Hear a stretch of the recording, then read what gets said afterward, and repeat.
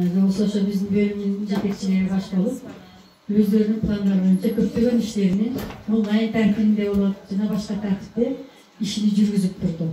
Эми негизинен 4 көз түгөл, аман эсен, үй бүлөбүз менен, бала бакырабыз менен, эли журтубуз менен дегендей, Аллага шүгүр, мына эски жылды узатып, жаңы жылды бир чоң жакшы үмүттөр менен тосуп турабыз.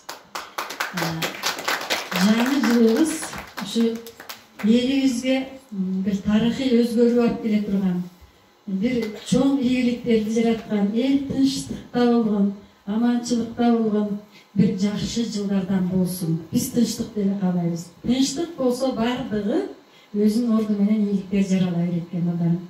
Ушул турган балдарыбыздын, кыздарыбыздын келечеги дайыма кең болсун, окууларда чоң-чоң ийгиликтерге жетишсин, өзүнүн таланттарын дагы ташкындатып, дагы көп активдүү шаардык иштерге, областтык иштерге активдүү катышышсын.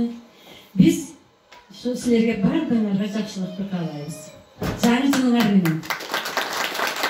Анан эми ошондой болсо дагы биз жылдын жыйынтыгын чыгарып, биздин өзүбүздүн ушу ардаган эмелерибиз бар. Белектерибиз бар эле, ошону тапшырып кое берели. Алып келе. Бизде белек берүүдө өзүнүн жакшы ийгиликтерге жетишкен биздин бир жакшы мугалимибиз бар. Ал мугалимибиз Маданият министрлигинин ардак грамотасы менен сыйланды. Бул Абдырасулова Наргиза Абдырасуловна.